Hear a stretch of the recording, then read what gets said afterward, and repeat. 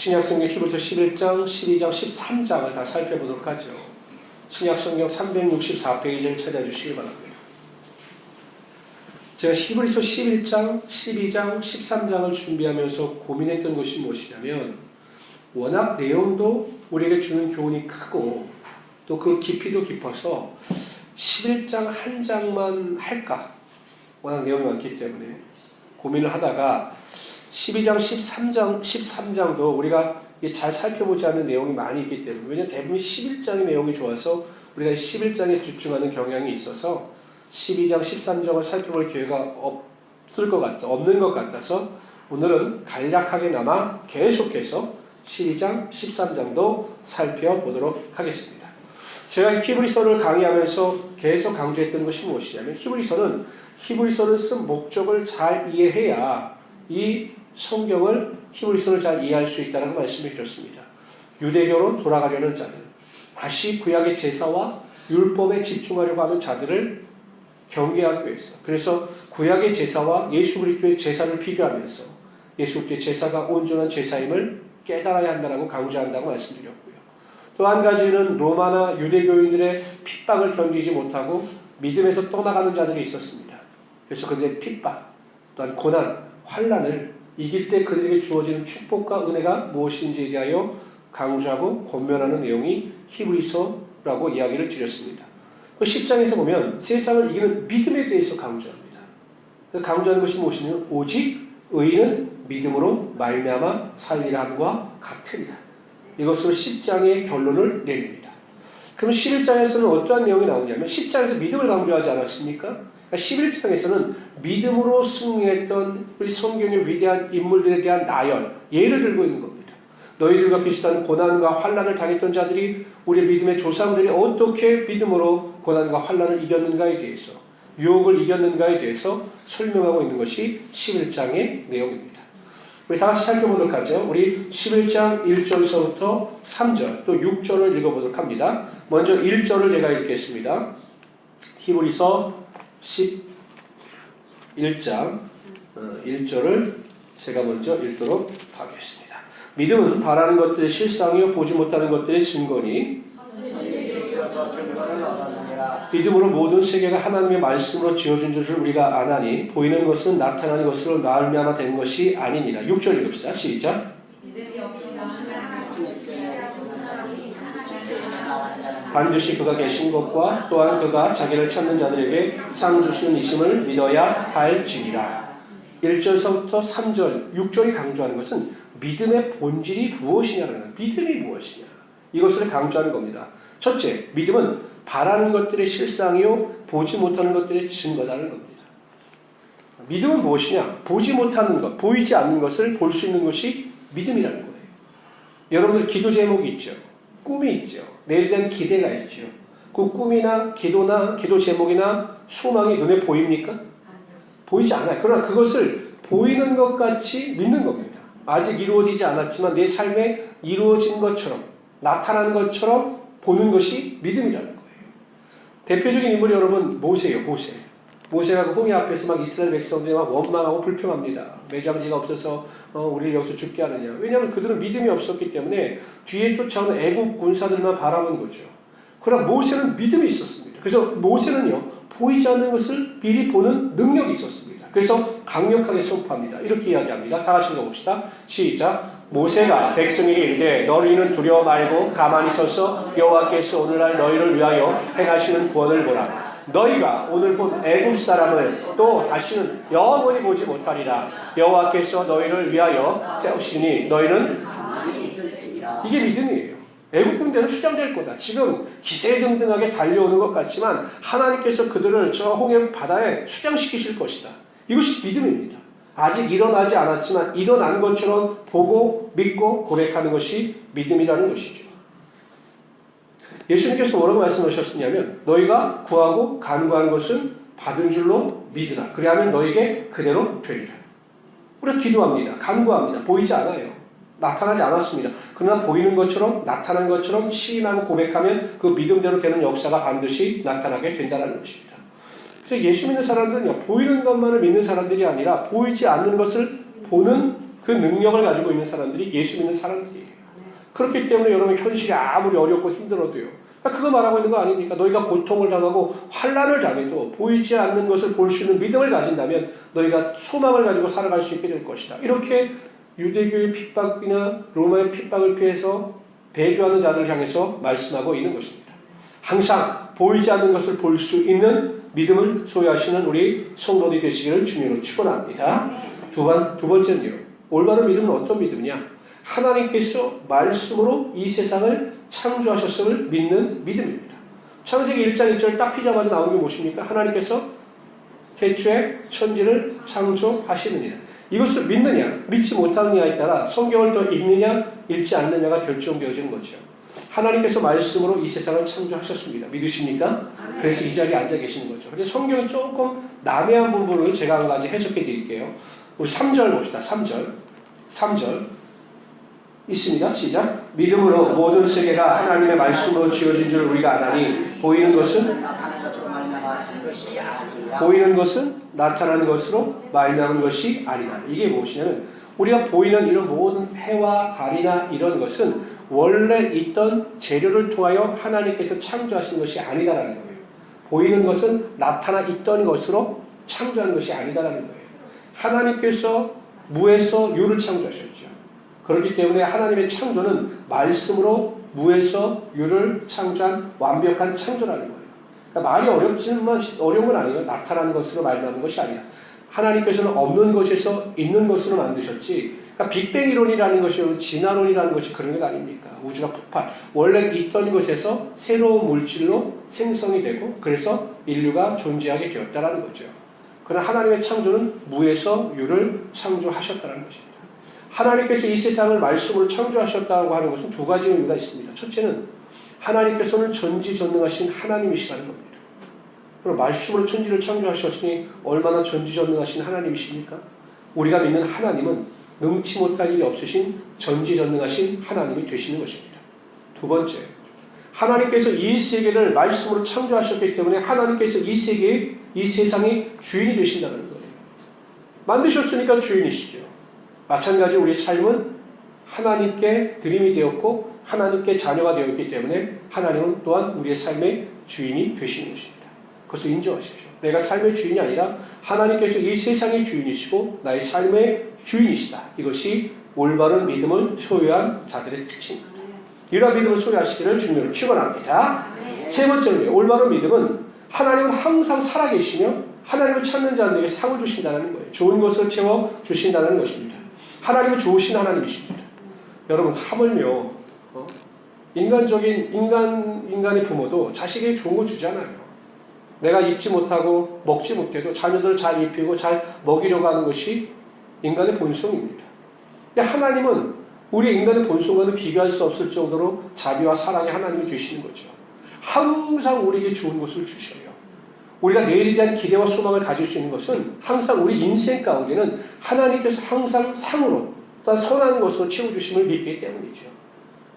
죽을 것 같은 고통 속에서도 우리가 살 소망을 가질 수 있는 것은 하나님께서 나에게 상을 베푸심을 믿기 때문입니다. 만일 이 땅에서 상이 없어요. 정말 열심히 살았는데 내가 이 땅에서 보상을 받지 못합니다. 여전히 병들고 아프고 물질의 궁핍함으로 어려움 가운데 살 수가 있어요. 그래서 이 땅에 숨을 거둡니다.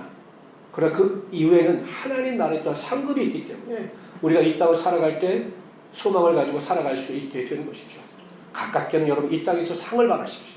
항상 소망과 꿈을 가지고 상을 바라십시오. 입을 넓게 열고 구하십시오. 그럼 반드시 채워주시는 겁니다. 만약 이 땅에서 그런 상급이 임하지 않았다. 그래서 낙심하지 마십시오. 우리 육신이 장막이 무너지고 하나님 나라에 가는 순간 하나님 나라의 큰 상급이 우리를 위하여 예비되어져 있는 것입니다. 이런 믿음을 가지고 승리하시는 하나님의 귀한 성도들이 되시기를 주님으로 축원합니다. 다윗과 같은 사람은 뭐라고 고백합니까?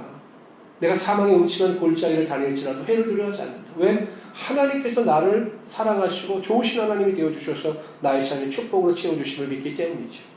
원망 불평하지 마시고요. 부정적인 말을 하지 마시고 항상 내일에 대한 기대를 가지십시오. 내가 지금까지 이렇게 살아왔는데 이렇게 살았어도 이 정도밖에 되지 않았는데 나에게 무슨 희망이 있고 소망이 있겠느냐? 아닙니다. 하나님 앞에 나와 또 꿈을 꾸시고 기대하시고 상 주심을 믿고 열심과 최선을 다하여 신앙생활 하시고 삶에 최선을 다할 때 우리가 기대하지 못하고 상상치 못하는 하나님의 상이 우리 삶에 반드시 임하게 될 것입니다. 이러한 믿음을 가지고 승리하시는 하나님의 귀한 성도들 되시기를 주님으로 축원합니다. 이제 히브리 11장에서 믿음의 본질이 무엇이냐? 믿음의 본질, 믿음을 바라는 것들이 실상에 보지 못하는 것들이 증거다. 하나님의 말씀을 세상을 창조하시는 것을 믿는 것이 올바른 믿음이다. 믿음은 하나님께서 좋으신 하나님이 되시고 상 주시는 하나님을 믿는 것이 올바른 믿음이다 라고 설명을 합니다. 믿음의 본질에 대해서. 그리고 나서 이제부터는 그러한 믿음을 쫓아 살았던 사람들의 삶을 열거합니다. 우리 4절부터 5절까지 읽읍시다. 읽습니다. 4절부터 5절 시작. 믿음으로 아벨은 가인보다 더 나은 제사를 하나님께 드림으로 의로운 자라 하신 증거를 얻었으니 하나님이 그 예물에 대하여 증거하시니라. 저가 죽었으나 그 믿음으로써 오히려 말하느니라. 믿음으로 에녹은 죽음을 보지 않고 옮겼으니 하나님이 저를 옮기심으로 다시 보이지 아니하니라. 저는 옮기시기 전에 하나님을 기쁘시게 하는 자의 증거를 받았느니라. 우리 7절 하는 거 다 같이 읽읍시다. 또 7절 다 같이 읽습니다. 시작. 믿음으로 노아는 아직 못하는 일에 경고하심을 받아 경외함으로 방주를 예비하여 그 집을 구원하였으니 이로 말미암아 세상을 정죄하고 믿음을 쫓는 의의 후사가 되었느니라. 그러니까 족장 이전의 위인들에 대한 설명이 나옵니다. 아벨, 에녹, 노아입니다. 아벨은 믿음으로 제사를 드린 자입니다. 믿음으로 첫 양과 새끼와 기름으로 하나님께 예배를 제사를 드린 자입니다. 하나님 앞에서 온전한 믿음은 정말 하나님 앞에서 온전한 믿음은 나의 삶의 가장 귀한 것을 포기하며 하나님께 드릴 수 있는 믿음이 하나님께서 기뻐하시는 믿음입니다. 정말 하나님을 위해서라면 아브라함처럼 자신의 자녀마저도 포기할 수 있는 믿음, 그래서 하나님께 드릴 수 있는 믿음, 이것이 하나님께서 받아주시는 산 제사가 되시고 올바른 믿음의 제사가 된다는 것이죠. 그럼 사도 바울은 뭐라고 이야기합니까? 내가 생명마저도 하나님 은혜의 복음을 전하는 일에는 이를 마친 안에는 나의 생명마저도 조금도 귀한 것으로 여기지 않는다라고 고백했습니다. 그런 믿음을 가지고 하나님께 나의 삶에 드린 이 산지의 삶을 살아가는 자들이 올바른 믿음이 될 수가 있다는 것입니다. 두 번째요, 에녹은 하나님과 동행하는 믿음을 가졌습니다. 하나님과 동행하는 믿음. 창세기에 이렇게 설명이 되어 있어요. 다 같이 읽어봅시다. 있습니다. 시작. 에녹이 하나님과 동행하더니 하나님이 네. 여러분, 하나님이 에녹을 얼마나 좋아하시던 그냥 데려가셨을까요? 그런 사람 있잖아요. 이렇게 보면 주머니에 넣고 싶은 사람. 저도 가끔 이렇게 목회를 하다 보면요, 자꾸 이렇게 말하고 싶은 분들이 있어요. 자꾸 이렇게 보면 계속 말도 나누고 계속 교제도 하고 싶은 분들이 있고, 어떤 경우 같은 경우는 눈을 마주치기가 부담스러운 분들이 있어요. 그냥 붙잡히면 또 자꾸 이상한 말씀하시는 분들이 있어요. 그러니까 이 사람도 마찬가지겠지만 하나님도 모든 사람들을 다 사랑하시지만 다윗의 경우에처럼 마음에 합한 자가 있어요. 그럼 에녹은 얼마나 하나님께서 그와 같이 하시고 싶으셨으면 그를 빨리 데려가셨을까요? 목사님들끼리 우스갯소리라는 말이 있습니다. 한국 교회도 보면요, 정말 그 모든 목회자들이나 신학생들에게 롤모델이 되는 목사님들이 가끔 계셨거든요. 예를 들면 온누리교회 하용조 목사, 또 사랑의 교회 옥하는 목사님 같은 분들은 정말 롤모델이 됐고 존경받는 어른이었어요. 제가 이렇게 보면 한국 교회의 가장 큰 아픔은 무엇이냐면 존경받는 어른이 없다는 거예요. 목사님들 중에 존경받는 목사님들이 없어요. 젊은 목회자들이나 이런 목사님들한테 꿈이 되고 이렇게 롤모델이 되는 목회자들이 그리 많지 않다는 거예요. 자, 인품이나 성품이나 목회자적으로 좀. 근데 그분은 두 분은 그래도 하 목사님이나 옥하는 목사님 같은 경우는 존경을 받던 분들이었거든요. 근데 병으로 일찍 돌아가셨잖아요. 생각보다 일찍 돌아가셨어요. 왜 일찍 돌아가셨을까? 그게 아이러니했거든요. 왜 하나님께서 더 생명을 연장시켜 주셔서 한국교회를 하실 일을 더 많이 하셨으면 좋으셨을 텐데 왜 일찍 데려가셨을까? 그러다가 젊은 목회자들이 내린 결론은, 첫째는 확실하게 구원을 받았기 때문에, 둘째는 너무나 사랑스러워서 에녹과 같이 너의 사명을 다 했으니 이제는 또 육신의 고통 가운데 좌절하지 말고 나에게 오라 라고 해서 일찍 데려가신 것이 아니겠는가.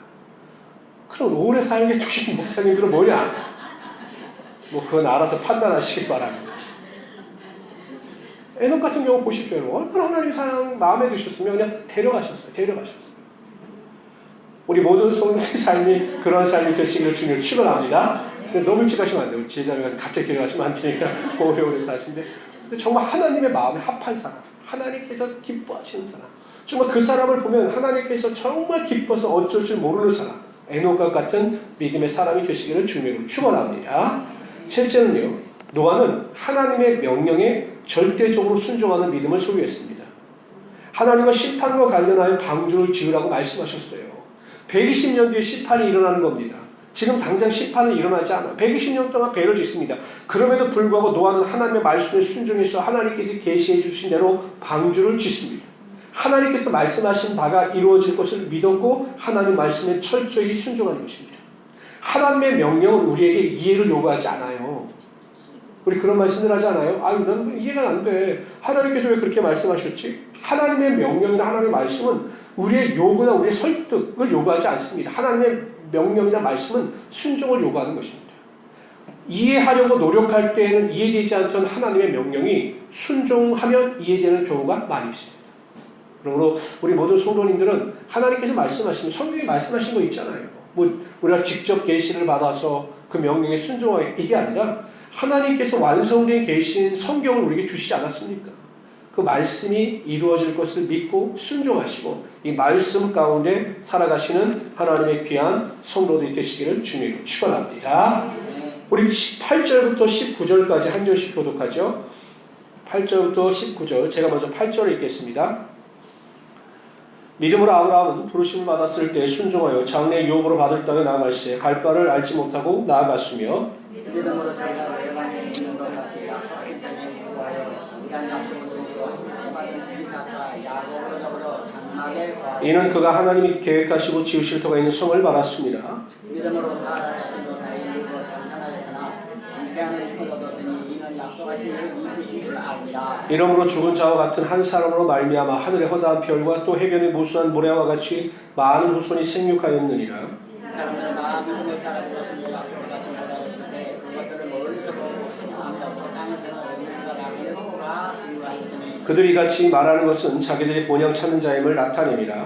그들의 마음과 분명을 생각하였더니 돌아갈 기회가 있었으려니와 그들이 이제는 더 나은 본향을 사모하니 곧 하늘에 있는 것이라. 이러므로 하나님이 그들의 하나님이라 일컬은 바르심을 부끄러워하지 아니하시고 그들을 위하여 한 성을 예비하셨느니라. 믿음으로 이삭을 드렸으니 저는 약속받은 자들을 독생자를 드리느니라.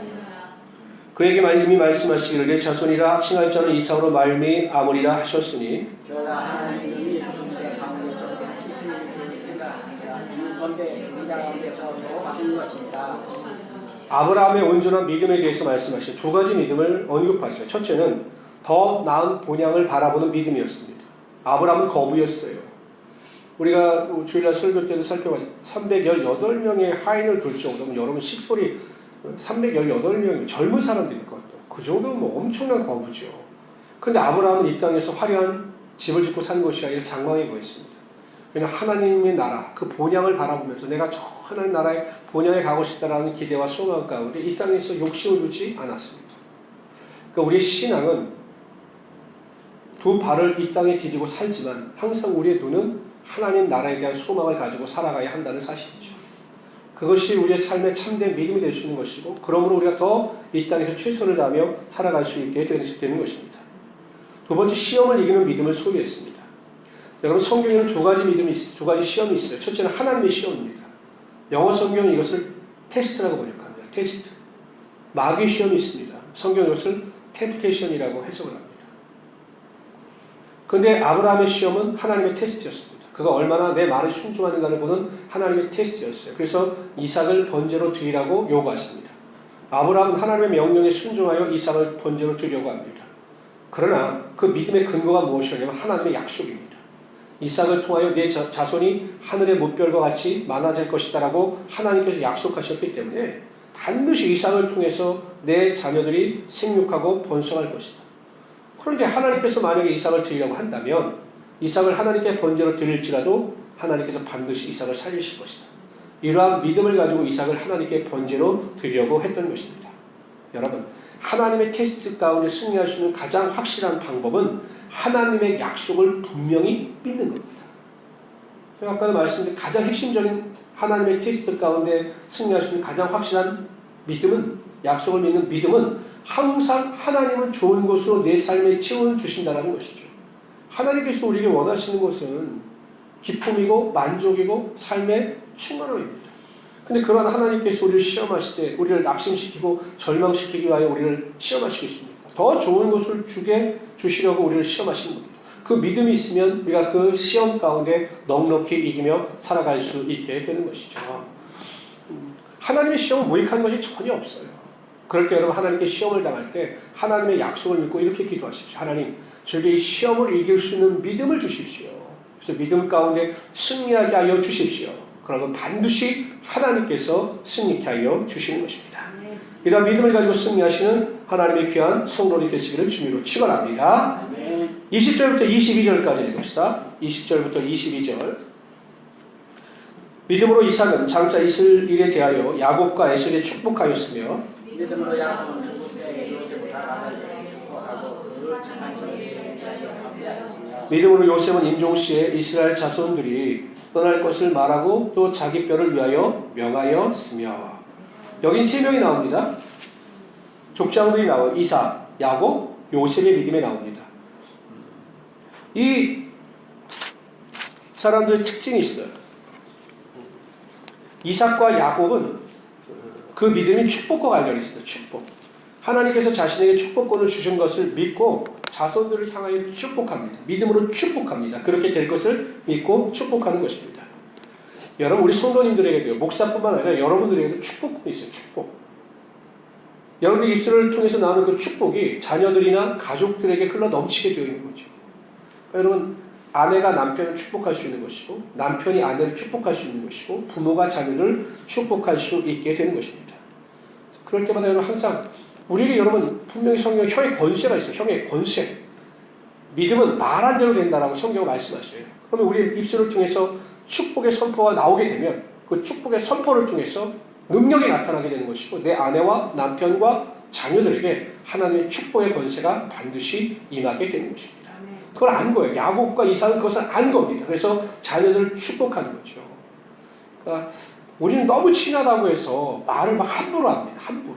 뭐 자녀들 요즘 뭐 그런 분들 없겠지. 뭐 옛날에는 막 부모님들이 막 자녀들이 빌어먹을 놈만 막 벼락을 맞아 죽을 놈 막 이런 막 저주의 말을 너무 많이 하셨어요.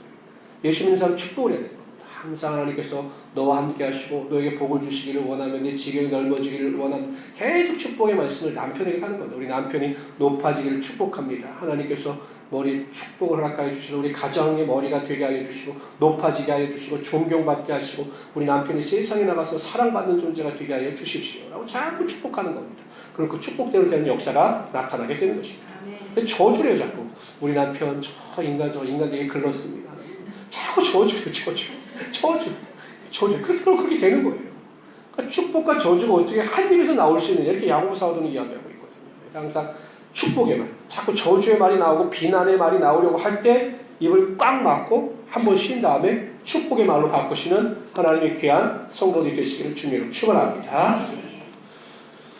요셉은요 하나님의 약속에 대한 믿음이었어요. 요셉은요 애굽 땅에 있었지만 하나님의 약속을 믿은 겁니다. 반드시 이스라엘 백성들이 다시 가나안 땅으로 돌아갈 것이다. 하나님의 약속을 믿었어요.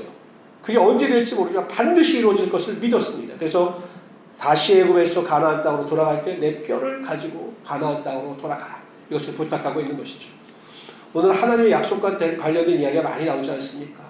여러분 항상 말씀을 통해 하나님의 약속을 붙잡으십시오. 기도할 때도요 막연하게 기도하지 마세요. 하나님 약속을 붙잡고 기도하세요. 예레미야 33장 2절 3절 말씀 같은 경우는 너는 내게 부르짖으라 내가 내게 응답하겠고 내가 알지 못하는 크고 비밀한 일을 내게 보이라. 하나님 약속을 저에게 주셨으니 제가 기도할 때마다 우리 가정이나 내 자신이나 우리 자녀들에게 크고 비밀한 일이 나타나게 하여 주십시오 라고 기도하면 하나님께서 그 약속을 기억하여 주시고 그대로 임하게 하여 주시는 것입니다. 저는 약속, 하나님의 말씀의 약속을 붙잡고 승리하시는 하나님의 귀한 성도들이 되시기를 주님으로 축원합니다. 우리 23절부터 30절까지 읽읍시다. 모세에 대한 이야기입니다. 믿음으로 모세가 낳았을 때 그 부모가 아름다운 아이임을 보고 석 달 동안 숨겨 왕의 명령을 무수하지 아니하였으며 믿음으로 모세는 장정하여 바로 공유하여 지나서 거절하고 도리어 하나님의 백성과 함께 고난받기를 잠시 죄악의 남을 누리는 것보다 더 좋아하고 그리스도를 위하여 받는 성적을 애굽 모든 것보다 더 큰 재물을 이뤘으니 이는 한 참았습니다. 믿음으로 애굽을 떠나 왕의 노함을 무수하지 아니하고 그 보이지 아니하는 자를 보는 것 같이 하여 참았으며 믿음으로 이것들과 피 뿌리는 예를 영하시니 이는 장자를 멸하는 자로 저희를 던지지 않게 하려 하는 것이며 믿음으로 그들은 홍해를 육지같이 건넜으나 애굽 사람들은 이것을 시험하다가 빠져 죽었으며 믿음으로 7일 동안 이를 손을 보내었으며 아멘. 모세의 믿음은 세상의 부귀를 포기하고 하나님의 상주심을 바라보는 믿음이었습니다. 그는 애굽에서의 안락함보다는 광야에서의 불편함을 선택해요. 그 이유는 하나님의 백성들과 동고동락함으로 하나님께서 베푸실 하나님의 상을 바라보았기 때문입니다. 하나님께서 원하시는 것은요, 좁은 문으로 들어가는 겁니다. 좁은 문. 십자가의 길을 걸어가는 겁니다. 모세가 이렇게 결단할 수 있었던 것은 하나님 나라의 상급을 바라보았기 때문이죠. 그러니까 제가 히브리서 기자의 특징이 뭐라고 말씀드렸습니까? 이 천국에 대한 소망을 강조하는 거예요. 왜냐하면 예수를 믿다. 너희들이 고난과 핍박 가운데, 로마의 정부의 핍박 가운데 예수를 믿다. 죽는 것이 너희의 생명을 보존하기 위해서 예수를 버리는 것보다 낫다. 그것을 강조하면서 천국을 강조하는 겁니다. 천국. 천국을 기대하라. 천국을 소망하라. 이것을 강조하고 있는 겁니다. 모세도 하나님 나라의 상급을 기대했기 때문에 왕궁의 안락함을 포기한 것 아니겠느냐. 천국의 상급은 이 세상의 어떤 가치보다 크고 위대하다. 이것을 강조하고 있는 것입니다. 우리 모든 성도님들도 이 히브리서를 읽으면서 그러한 소망을 가지시기를 바랍니다. 자꾸 이 땅에 욕심 부리지 마시고요. 천국에 대한 소망을 누리며 살아가시기를 주님으로 축원합니다. 우리 31절 나가시겠습니다. 31절 있습니다. 시작. 믿음으로 기생 라합은 정탐꾼을 평안히 영접하였으므로 순종치 아니한 자와 함께. 라합의 믿음은 어떤 믿음이냐면요, 보지 않고 믿는 믿음이에요. 보지 않고 믿는 믿음. 그는 하나님을 한 번도 만나지 않았고 하나님의 기적을 한 번도 눈으로 목도하지 않았어요. 그는 단지 들었을 뿐입니다. 다른 사람들, 그 자신의 주막에 찾아오는 다른 사람들을 통해서 하나님께서 이스라엘 백성들을 어떻게 이끄셨고 바산한 옥을 어떻게 무찌르셨고 이런 이야기를 들은 겁니다. 근데 들으면서 믿음이 생긴 거죠. 야, 이스라엘 백성들을 믿는 하나님이 참 하나님이시구나 라는 것을 믿은 겁니다. 성경은 믿음은 들으면서 난다라고 말씀하셨습니다. 그래서 우리가 자꾸 듣는 것이 중요합니다. 왜 예배 생활을 자주 해야 합니까? 예배 생활 가운데 빠지지 말아야 합니까? 주중 예배 가운데 왜 자꾸 나와야 합니까? 믿음은 들으면서 나기 때문입니다. 한 번 듣는 것보다 설교를 2번 듣는 것이 낫고 2번 듣는 것보다 3번 듣는 것이 낫고 4번 듣는 것보다 5번 듣는 것이 낫기 때문에 어찌하든지 모이를 힘써야 되는 겁니다. 모여서 하나님의 말씀을 듣고 그 옥토 가운데 말씀의 씨앗이 뿌려짐으로 30배, 60배, 100배의 결실이 반드시 나타나야 하는 것입니다.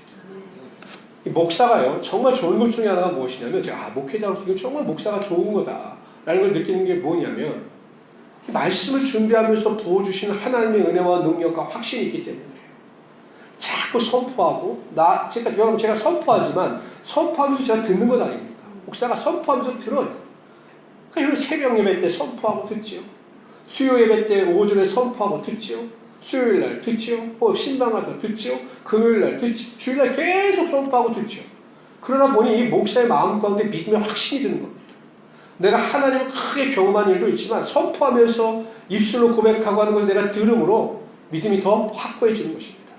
제일 좋은 방법은 들은 것을 집에 가서 다시 한번 복습하면서 묵상하는 것이 정말 좋지만 어찌하면 처음부터 주님 앞에 나와서 들음으로 믿음이 더 견고하여질 수 있는 하나님의 귀한 성도들이 되시기를 주님으로 축원합니다.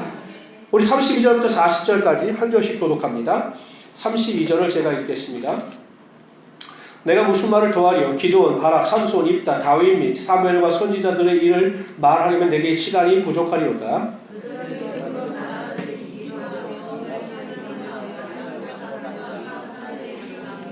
불의 세력을 멸하기도 하며 칼날을 피하기도 하며 연약한 가운데 강하게 되기도 하며 전쟁에서 용감하게 되어 이방 사람들의 진을 물리치기도 하며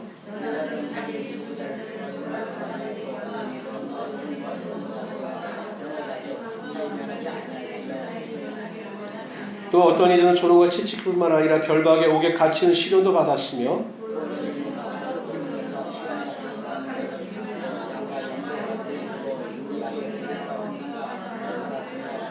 38절을 줄을 치십시오.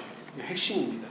이런 사람은 세상에 감당치 못하느니라. 그들이 광야와 산과 동굴과 토굴에 유일하였느니라.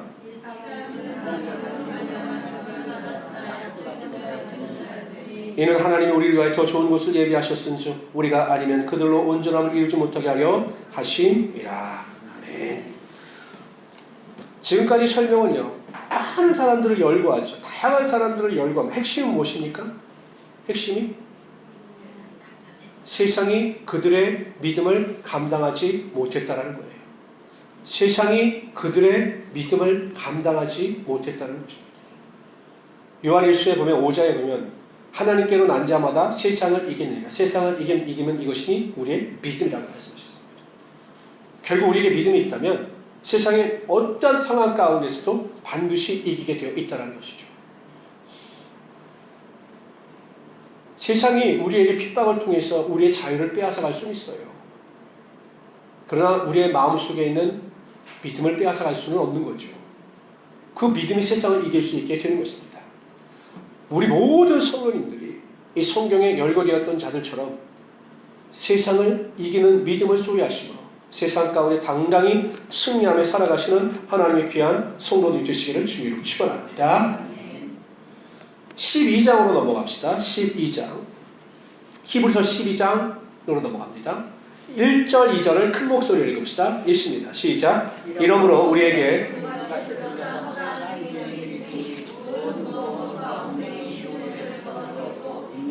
우리 앞에 당한 경주를 하며 믿음의 주여 또 온전케 하신 이 예수를 바라보자. 그는 그 앞에 있는 기쁨을 위하여 십자가를 참으사 핵심은 뭡니까? 예수 그리스도를 바라보라는 겁니다. 예수 그리스도를 바라보라. 제가 이렇게 가족 사진 찍은 걸 보니까 이 가족들끼리는 이렇게 닮는 것 같아요. 이렇게 제가 보니까 오늘 오셨는데 노 집사님하고 한 집사님도 이렇게 사진을 보니 가족 사진이 비슷하신 것 같더라고요. 저 우리 집사람 닮았습니까? 비슷해요? 안 비슷하죠. 이거 설명하면 안 되는데 이거.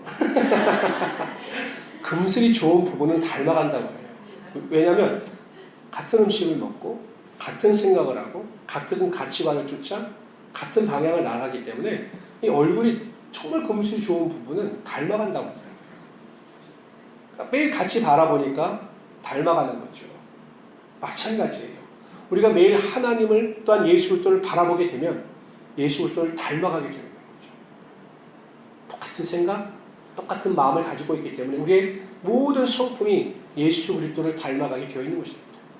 우리 모든 성도님이 세상을 바라보는 것이 아니라 예수 그리스도, 우리를 온전히 하시는 예수 그리스도를 바라보며 살아가시는 하나님의 귀한 성도들 되시기를 주님으로 축원합니다. 네. 우리 3절부터 13절까지 읽읍시다.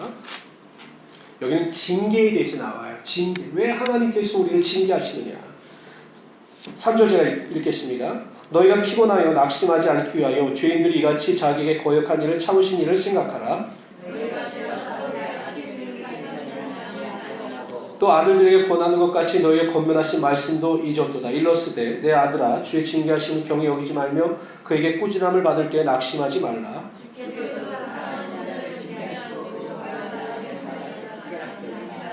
너희가 참음으로 징계를 받기 위함이라. 하나님이 아들과 같이 너희를 대우하시나니 감사하죠. 어찌 아버지가 징계하지 않는 아들이 있으리요.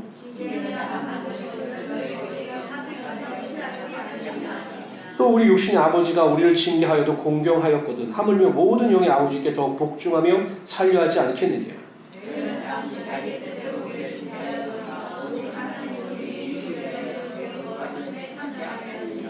무릇 징계가 당신은 즐거워 보이지 않고 슬퍼 보이나 후에 그로 말미암아 연단받은 자들은 의와 평강의 열매를 맺느니라. 우리 13절 다 같이 읽읍시다. 너희 말을 위하여 곧은 길을 만들어 저는 달로 하여금 징계 유익에 대해서 말씀하고 있어요. 부모는 자신의 자녀가 잘못된 길로 가면 징계의 매를 듭니다. 정말로 자녀를 사랑하는 부모는 징계의 매를 들어 그 자녀의 잘못된 습관이나 태도를 바꿔놓습니다. 이게 좋은 부모예요. 근데 하나님께서도 마찬가지시죠. 징계를 주신다는 거. 그래서 결국 의와 평강의 열매를 맺게 하신다는 겁니다. 의와 평강의 징계를 통해서 의와 평강의 열매를 맺게 하신다는 겁니다. 그래서 결국 그 히브리서를 받는 사람들이 뭘 또 말씀하시죠? 너희들이 잘못 살았기 때문에 로마나 유대의 핍박을 받는 것은 하나님의 징계일 수 있다는 거예요. 그래서 다시 돌이켜 올바른 길을 걸어가라는 겁니다. 제가 어제 신문에 보니까요. 부산에서 있었던 일인데 중학생 아이가요. 참 대단하죠. 어머니 몰래 통장을 만들어가지고 사기를 친 거예요. 인터넷에. 중학교 15살짜리가. 근데 어머니에게 그 연락이 갔겠죠. 어머니 통장이니까. 근데 이 어머니가 젊었을 때 이 아들을 낳자마자 남편이 돌아가시는 재혼이라는 겁니다. 재혼. 그래서 재혼을 해서 이 아들과 같이 살았는데 또 재혼해서 남편의 사이에서 또 딸이 하나 태어났어요. 3살짜리 딸이. 그래서 이 어머니가 무슨 생각을 했냐면 내가 이 아이를 봐주면 안 돼. 근데 봐주면 되거든요. 통장에 가서. 미성년자이기 때문에. 봐주면 안 되겠다 생각을 해서 재판을 걸어버린 거예요. 재판에 고소를 한 거예요. 부모가 재판을 신청하면 또 바로 재판이 되더라고요. 근데 이제 아들이 이제 체포가 돼서 끌려왔겠죠. 그런데 그 3살 된 그 이복 여동생이잖아요. 근데 오빠라고 그 법정에서 오빠한테 달려가서 이렇게 안기는 겁니다. 오빠 하면서. 그러니까 재판장이 너무 감동이 되니까 어떻게 재판을 하지 못하고 뭐라고 이야기했냐면 3번 어머니 사랑합니다를 외치라고 했어요. 아들한테. 아들이 어머니 사랑하면 3번 외쳤더니 울었겠죠. 어머니도 나오셔가지고 아들 안아주면서 아들아 사랑하는 3번을 외쳐. 그러다 그 재판장이 완전히 그냥 눈물바다가 돼버린 거예요. 이 어머니가 만약에 그 아들을 무조건 용서한다고 그 징계를 하지 않았다면 그 아들이 진정한 회개를 하지 않았을 겁니다. 그 어머니가 가슴이 아프지만 그 아들의 잘못된 점을 시정하기 위해서 재판 앞에 세웠고 그 징계를 통해서 아들이 온전히 돌아올 수 있었던 거죠. 여러분 솔직히 하나님께서 우리를 징계하시고 벌하실 때 가장 가슴 아프신 분은 하나님이세요. 한번 자식들을 혼내보세요. 우리 지혜자매, 우리 하은이나 하진이 막 혼내면 기분 좋죠? 통쾌하죠? 안 그래요. 혼내면 부모는 마음이 더 아픈 겁니다. 그러나 그 자녀를 위해서는 징계를 해야 되듯이 하나님께서도 우리를 위해서 징계하시는 겁니다. 그러나 그 징계를 묵묵히 이겨내고 회개하는 자에게 하나님의 의와 평강의 열매가 반드시 나타나게 되는 것이죠. 그래서 여러분 징계당하는 것에 대해서 낙심하지 마시고 완전한 은혜와 믿음을 가지고 승리하시는 하나님의 귀한 성도들 되시기를 주님으로 축원합니다. 우리 14절부터 29절까지 읽겠습니다. 14절 제가 먼저 읽을게요. 모든 사람과 더불어 화평함과 거룩함을 따르라. 이것이 없이는 아무도 주를 보지 못하리라.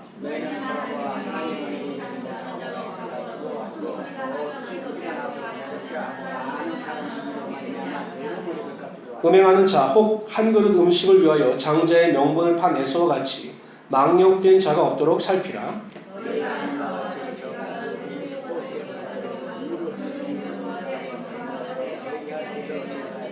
너희는 만질 수 있고 불이 붙는 산과 침침함과 흑암과 폭풍과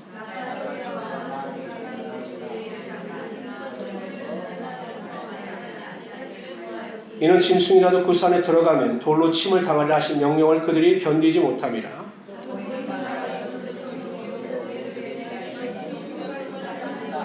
그러나 너희가 이런 곳은 시온산과 살아계신 하나님의 도성인 하늘의 예루살렘과 천민 천사와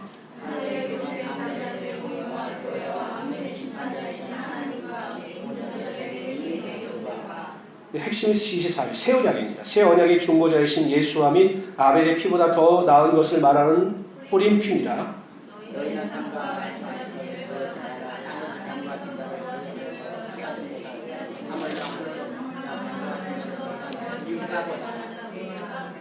그때에는 그 소리가 땅을 진동하였거니와 이제는 약속하여 이르시되 내가 또 한 번만 땅만 아니라 하늘도 진동하리라 하셨느니라.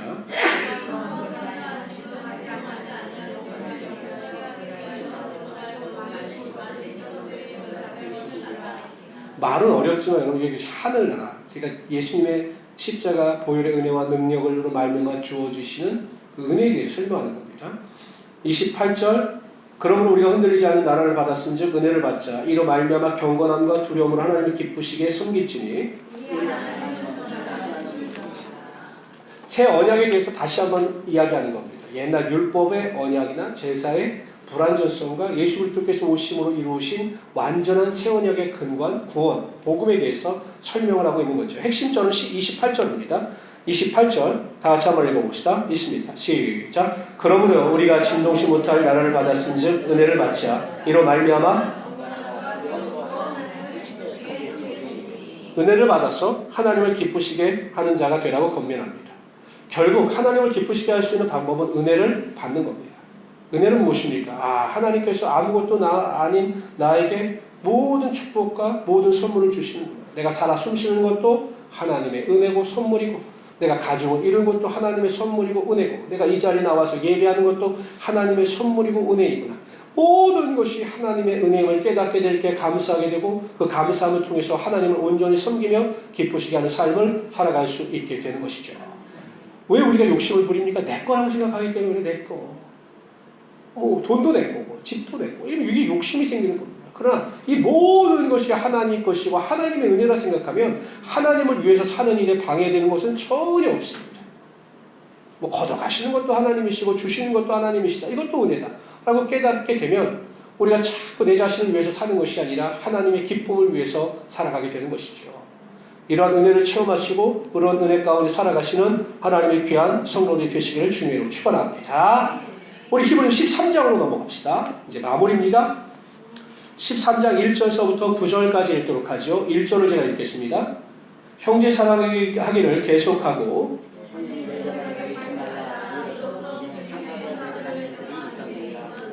하나님의 은혜 가운데 살아가는 자들의 삶의 특징이 무엇인가 설명하는 거예요. 1절부터 9절. 매일 입술로만 나는 하나님의 은혜 가운데 살아. 이게 입술로만 고백한다고 해서 그 하나님의 은혜 가운데 살아가는 것이 인정받는 것이 아니라 하나님의 은혜 가운데 살아가는 자들에게는 1절부터 9절 가운데 나오는 합당한 열매가 있다는 거예요. 반드시 열매가 나타나게 되어 있다는 거죠. 손님 대접하기를 잊지 말라. 이로써 부지 중에 천사들을 대접한 일이 있었느니라. 3절 읽어주세요. 시작.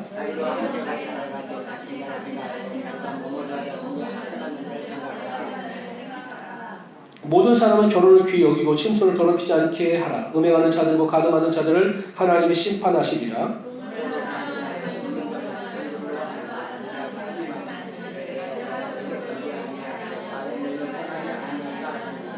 그러므로 우리가 담대히 말하되 주는 나를 돕는 이시니 내가 무서워하지 아니하겠노라. 사람이 내게 어찌하려 하노라.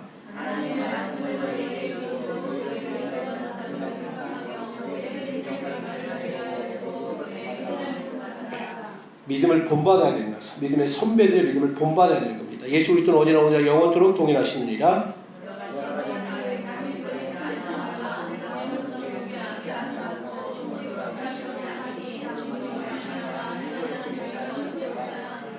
은혜 받은 성도의 삶에 대해 설명을 하죠. 여러분, 좋은 나무가 좋은 열매를 맺어요.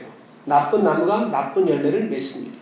좋은 나무가 나쁜 열매를 맺을 수 없고 나쁜 열매가 좋은 열매를 맺을 수가 없는 거예요.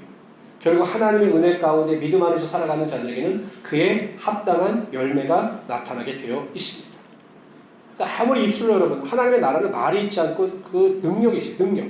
열매 맺는 능력이 있는 거예요. 본인이 아무리 입술로 믿음이 좋다 말한다 할지라도 그 믿음이 인정받지 못하는 이유는 삶에 열매가 없기 때문입니다.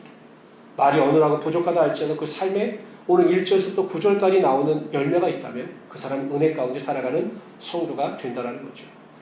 그러니까 보면 저분이 은혜 가운데 살아가는 사람인가? 저분이 은혜 가운데 거하지 않는 분인가를 알 수 있는 방법 중에 하나가 무엇이냐면 은혜 가운데 살아가는 사람은 영적인 사람이 다 느끼게 되어 있어요. 불편하지 않고 그 사람을 만날 때마다 마음이 편안해지고 나도 저 사람처럼 예수를 믿었으면 좋겠다라고 하는 마음의 감동을 불러일으키는 사람이 은혜 가운데 살아가는 사람입니다. 근데 교회에서 매일 봉사하고 열심히 무엇을 하는 것 같은데 만나는 사람마다 그 사람이 불편하고 많은 사람을 시험에 들게 하고 많은 사람에게 상처를 준다면 그런 분은 은혜 가운데 살아가는 분이 아니다라는 거죠. 그러니까 저는 우리 모든 성도님들이 은혜 가운데 그럼 생각해 보십시오. 나는 아무것도 아니다. 나는 아무것도 아니다. 이런 생각을 가진 사람들이 누구를 정죄하고 판단하고 비판할 수 있겠습니까? 그냥 죽은 사람처럼 낮아져서 다른 사람들을 섬기고 살아가며 살아가지 않겠습니까? 이런 은혜를 가지고 승리하시는 하나님의 귀한 성도들, 열매를 맺는 성도들이 되시기를 주님으로 축원합니다. 우리 10절부터 16절까지 읽읍시다. 10절 제가 읽을게요. 우리에게 제단이 있는데 장막에서 섬기는 자들은 그 제단에서 먹을 고난이 없나니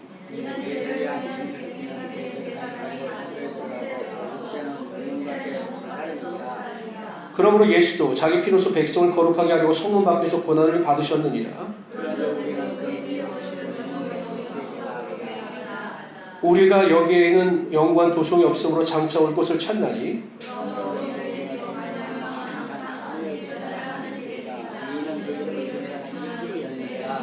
오직 선을 행함과 서로 나눠주기를 잊지 말라. 하나님은 이 같은 제사를 기뻐하시느니라.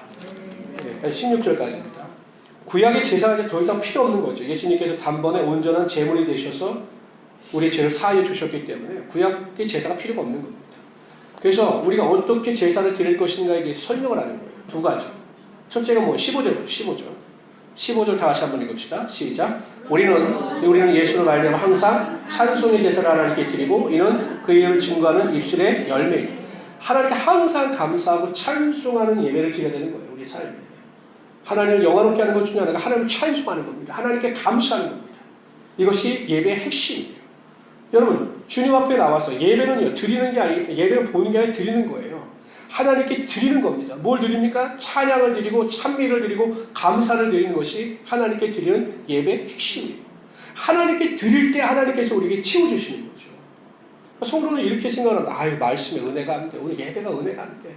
오늘 내가 은혜를 못 받아. 이게 잘못된 거예요. 내가 하나님께 온전히 드릴 때 하나님께서 우리에게 은혜를 주시는 건데 우리 자꾸 예배를 받으려고 나오는 사람인 것 같아요. 빚쟁이에게 빚을 받으러 나오는 것처럼 뭔가 예배를 통해서 큰 것을 채워줄 것을 물론 그 정도 기대하는 것도 감사하지만 아무 생각 없이 나오는 분들도 계시죠. 제일 중요한 것은 찬미 제사를 드리는 겁니다. 감사의 제사를 드리는 겁니다. 그래서 예배의 핵심은 하나님을 찬미하고 하나님께 영광을 돌리는 것이죠. 감사하는 겁니다. 예배 때마다 여러분 항상 감사 기도를 해야 되는 거 감사합니다. 하나님 정말로 감사합니다. 하나님을 찬양합니다라고 하는 그 고백이 반드시 있어야 한다는 거죠. 두 번째는요. 삶의 제사예요. 삶의 제사. 16절 읽어봅시다. 시작. 오직 선을 행함과 서로 나누어 주기를 잊지 말라. 하나님은 이 같은 제사를 선을 행하고 나누어 주기를 기뻐하는 것. 형식으로서의 예배. 이 교회 안에서 드려지는 예배가 있는 반면에 세상에 드려지는 예배도 있다는 거예요. 교회에서 배우고 듣고 받은 은혜를 세상에 나가서 큰 은혜로 나눠주는 겁니다. 선을 행하고 나눠주는 겁니다. 이것도 하나님께서 기뻐하시던 제사가 된다는 거죠. 성도들은 항상 삶에 믿음과 삶이 일치할 수 있도록 노력해야 되고 선을 행하는 일을 기뻐할 수 있어야 한다는 것입니다. 그래서 모든 성도들이 이러한 두 가지 예배당에 나와서 하나님 찬양하고 감사하는 예배, 세상에 나가서 받은 은혜대로 선을 행하고 나눠주기를 기뻐하는 예배, 이 예배를 통해서 마지막 때 하나님의 칭찬과 영광과 존귀를 얻으시는 하나님의 귀한 성도들이 되시기를 주님으로 축원합니다. 오늘 말씀 중에서 여러분 집에 가서 한번 외우시는 말씀 중에 하나가 16절 동그라미 치시고 한번 외워보세요. 오직 선을 행함과 서로 나눠주기를 잊지 말라. 하나님은 이 같은 제사를 기뻐하십니다. 자꾸 외워보세요. 이 말씀 참 은혜로운 말씀입니다. 우리 17절부터 25절까지 한 절씩 교독합니다. 제가 17절 읽겠습니다. 너희를 인도하는 자들에게 순종하고 복종하라. 그들은 너희 영혼을 위하여 경성하기를 자신들이 청산할 자인 것 같이 하느니라. 그들로 하여금 즐거움으로 이것을 하게 하고 근심으로 하게 하지 말라. 그렇지 않으면 너에게 유익이 없느니라.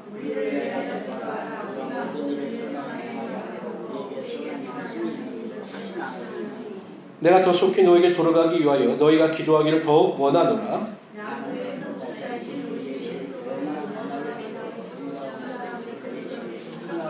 모든 선한 일에 너희를 온전하게 하사 자기 뜻을 행하게 하시고 그 앞에 즐거움을 것을 예수 그리스도로 말미암아 우리 가운데서 이루시기를 원하노라.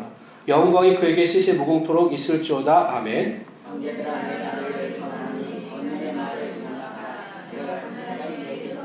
우리 형제 디모데가 너희 것을 너희가 알라. 그가 속히 오면 내가 그와 함께 와서 너희를 보리라.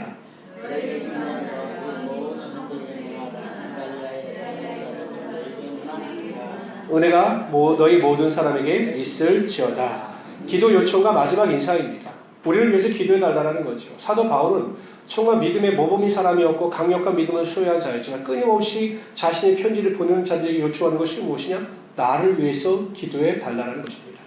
저도 똑같은 요청을 합니다. 항상 여러분들이 저를 위해서 기도를 많이 해 주셔야 합니다. 우리 교회를 완전히 그냥 어둠의 권세로 몰아넣는 가장 좋은 방법이 뭘까요? 제가 이상해지면 되는 겁니다. 제가 이상해져서 맨날 이상한 설교나 하고 맨날 이상한 말만 하면 교회는 바로 허물어집니다. 마귀도 그걸 알죠. 여러분, 우리 성도들 100명 전에 성도들 일일이 한 명 상대하는 것보다 저 하나를 쓰러뜨린 100명의 영혼이 죽을 수 있기 때문에 그 목회자의 영혼을 잘못 만들거나 생각을 잘못하게 만드는 것이 마귀가 쓸 수 있는 가장 효과적인 방법입니다. 그래서 여러분들이 생각날 때마다 저를 위해서 기도 많이 해주셔야 합니다. 목사님의 건강을 위해서 기도합니다. 목사님 낙심하지 않기 위해서 기도합니다. 목사님 항상 말씀을 준비하실 때마다 은혜로 함께 하실 것을 위해서 기도합니다. 라고 기도를 많이 해주셔야 여러분들에게 떨어지는 떡고물이 많습니다. 그럼 저도 여러분들 위해서 열심히 기도하는 거죠. 새벽 기도 때마다 나와서 여러분들의 기도 카드를 붙잡고 기도하는 겁니다. 그럴 때 너희가 내 이름으로 두세 사람이 모인 그곳에 나도 그들 가운데 있겠다. 삼겹줄, 세겹줄은 절대 끊어지지 않는다라고 말씀하신 것처럼 하나님께서 교회 안에서 그러한 기도를 통해서 하나가 되게 하여 주시고 기도를 통해서 강력한 응답이 나타나게 하여 주시는 것입니다. 그래서 그런 공동체가 제일 중요해요. 서로가 성도들 간에 신뢰하고 서로 믿어서 자신의 모든 기도 제목조차도 내어놓을 수 있는 관계. 이런 성도들, 이러한 교제를 나눌 수 있는 사람이 있다면 정말 우리는 믿음 안에서 승리하는 겁니다.